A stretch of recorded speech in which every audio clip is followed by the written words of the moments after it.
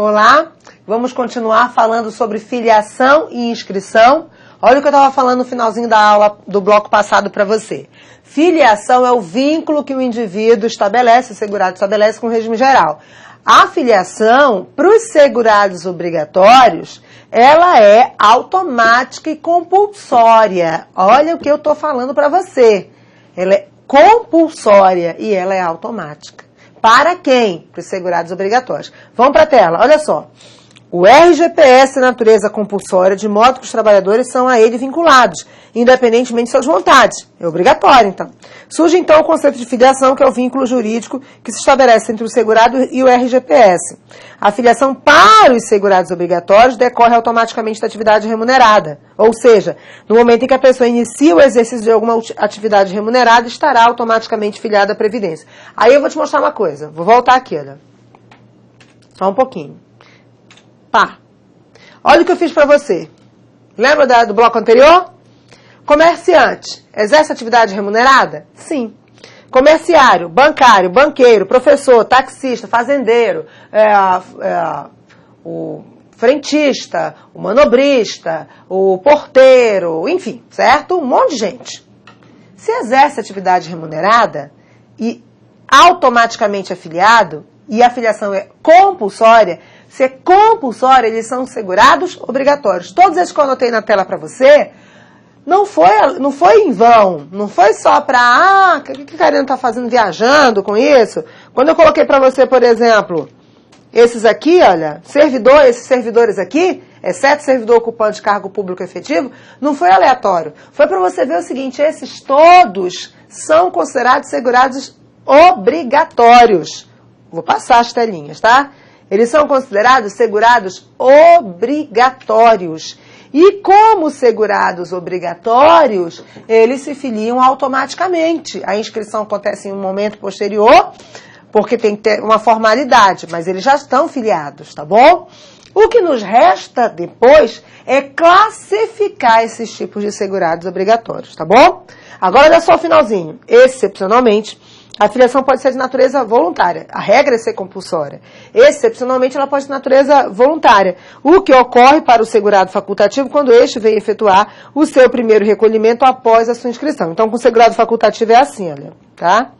Deixa eu só achar uma tela, pegar uma tela em branco aqui. O segurado facultativo é assim. Segurado facultativo. Vamos colocar esse sujeito aqui.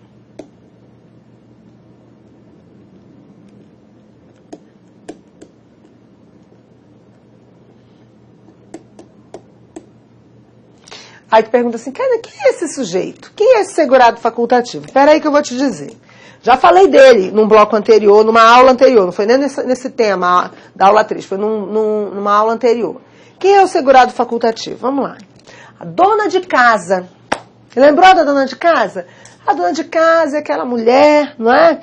Que acorda cedo, tem que fazer o café para os filhos irem para a escola, para o marido trabalhar. Ela vai, varre casa, arruma casa, limpa a casa, lava a roupa, passa a roupa, faz comida. E aí quando chega o filho da festa, tarde da noite, né? Aí vai fazer uma comida para o filho. Aí a filha quer que ela passe uma roupa rapidinho porque ela precisa usar aquela roupa. Coitada da empregada, da dona de casa, que não ganha como empregada doméstica, mas trabalha às vezes muito mais como empregada doméstica, né? Assim? E não é reconhecida, né? Enfim. Mas vamos lá. Essa dona de casa, ela exerce uma atividade? Exerce. Ela trabalha? Trabalha. Ela não tem um emprego, mas ela trabalha, tá bom? Se ela trabalha, a segunda pergunta é, esse trabalho dela é remunerado? Não, não é remunerado. Mas eu pergunto, será que essa dona de casa, ela pode um dia querer se aposentar? Se ela não fizer nada, não.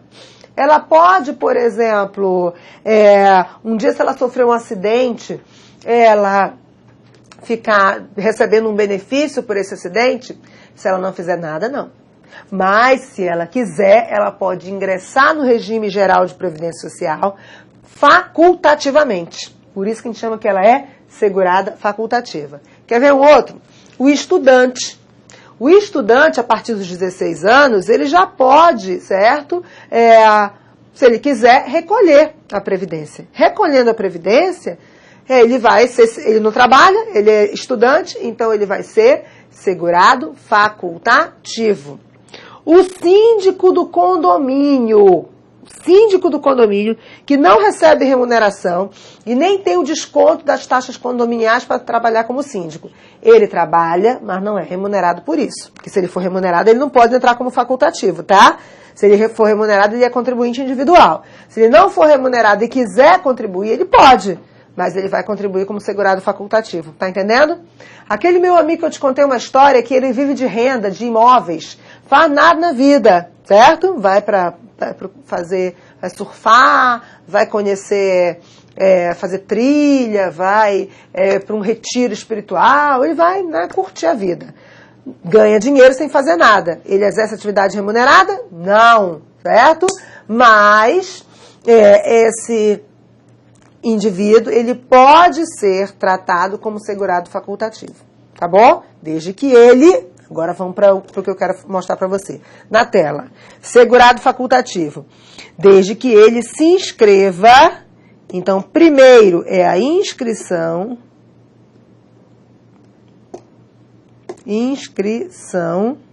ó a calibragem como tá ruim, inscrição, tá? Ora ela fica perfeita, mas ora ela não fica. Primeiro ele se inscreve, aí ele paga a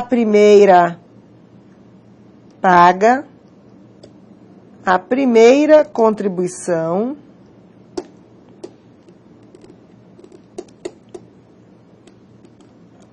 E aí, então, com o pagamento da primeira contribuição, vai ocorrer a filiação.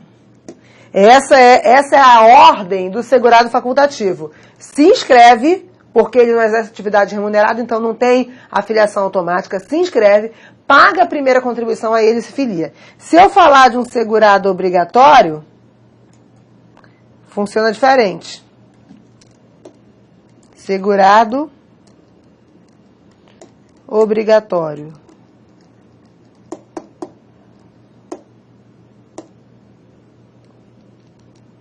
Ele vai, primeiro, ele exerce atividade remunerada, então vai primeiro acontecer a filiação.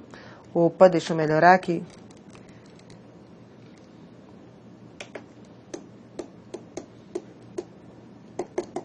Filiação. E depois, que é automática.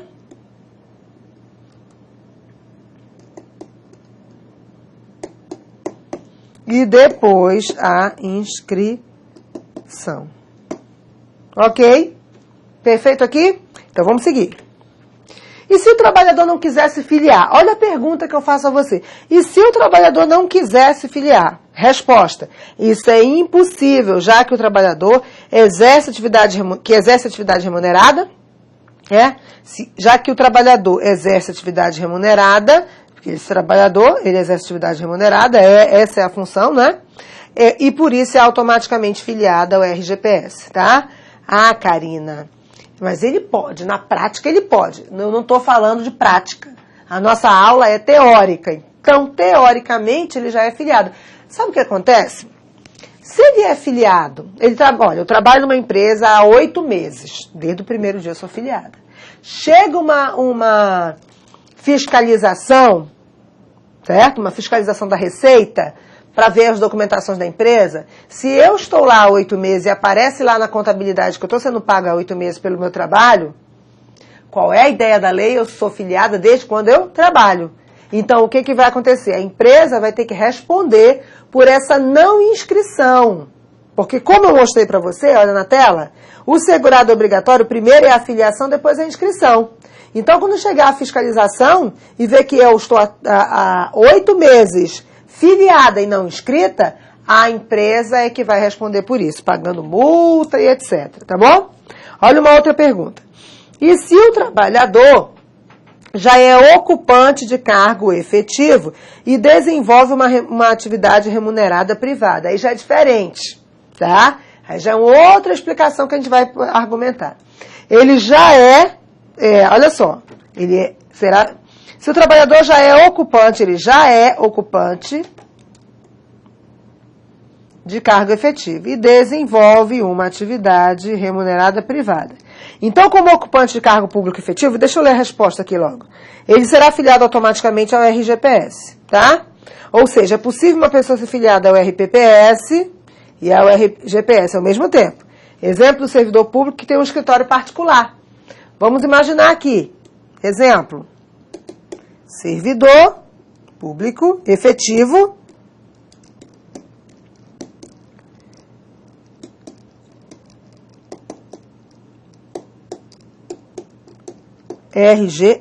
RPPS. Perdão.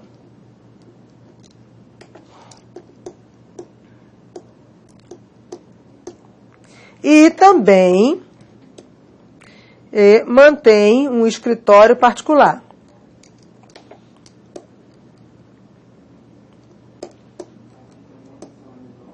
No escritório particular. Quando ele atende no escritório particular, ele vai pertencer ao regime geral de previdência social. Então, preste atenção. Ele pode, no futuro, inclusive, ter duas aposentadorias. Uma aposentadoria pelo regime próprio de previdência social, que ele é servidor, e uma aposentadoria pelo regime geral de previdência social, que ele era, neste caso, ele mantinha um escritório particular, ele era contribuinte individual. Presta atenção, vou abrir uma tela em branco aqui para a gente poder criar as outras situações. Olha só. Vamos imaginar o seguinte, você passou num concurso público, tá? Vou viajar com você agora. Você passou num concurso público para engenheiro, não quero colocar um que eu possa... Você passou num concurso público para engenheiro civil de uma autarquia.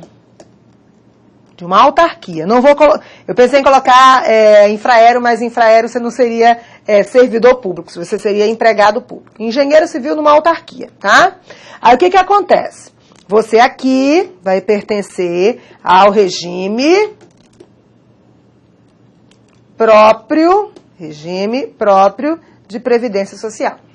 Aí você mantém na sua casa um escritório, você é engenheiro civil, né? Sua casa, uma casa que você construiu, projetou a casa de um jeito, os espaços todos são otimizados, todos são muito úteis. Você tem um escritório muito bonito, muito bom no local da sua casa, que não atrapalha o uso geral da casa. Você mantém um escritório. Então tá aqui, olha. Você atende no escritório particular. Certo? Então, no escritório particular, você vai exercer a atividade remunerada do regime geral de previdência social. Ok? Aí você passa num concurso público para professor de uma determinada disciplina na Universidade Federal do Rio de Janeiro, por exemplo, certo? O FRJ. E você é professor titular, professor titular da Universidade Federal do Rio de Janeiro. Então, olha aqui, professor de engenharia, vou abreviar, civil, da UFRJ, tá? De uma Universidade Federal, vou colocar assim, de Universidade Federal. Colocar o FRJ, porque aí fica mais curto o espaço, tá? Aqui você pertence ao regime próprio de previdência social. Olha a novidade que eu vou te mostrar. No serviço público, você não pode acumular cargos públicos. É regra. Exceto nas seguintes situações. Um cargo técnico ou científico e um de professor. Ou um cargo de professor mais outro de professor. 2 cargos de professores. Ou um cargo de profissional da saúde com profissão regulamentada e outro cargo de profissional da saúde com profissão regulamentada. 2 cargos, tá bom? Nesses casos, você pode acumular. Tem um outro caso ainda, tá? Mas espera aí que outro caso eu vou guardar para explicar depois. Então, se eu posso exercer um cargo técnico ou científico, olha na tela, engenheiro civil é técnico ou científico. e mais um cargo de professor, olha o último que eu anotei, professor de engenharia civil da UFRJ. Se eu posso exercer 2 cargos públicos, sou autorizada excepcionalmente, mas sou autorizada pela Constituição, eu vou contribuir para os 2 cargos e posso ter 2 aposentadorias. O regime próprio de previdência social permite, para os cargos acumuláveis na atividade, a possibilidade de 2 aposentadorias. Ok? E aí eu ainda mantinha um escritório particular, como engenheira civil, mantinha um escritório particular na minha casa e exercia atividade remunerada. Aí o que vai acontecer? Eu vou pertencer ao regime geral de previdência social. Entendeu? Então eu vou ter, olha, 3, nesse caso, 3 aposentadorias. 2 pelo regime próprio e 1 pelo regime geral, ok? E agora eu vou fazer a seguinte pergunta. Vamos para a tela. Olha só, seguinte pergunta que eu vou colocar de azul. E no caso dele ser professor também de universidade,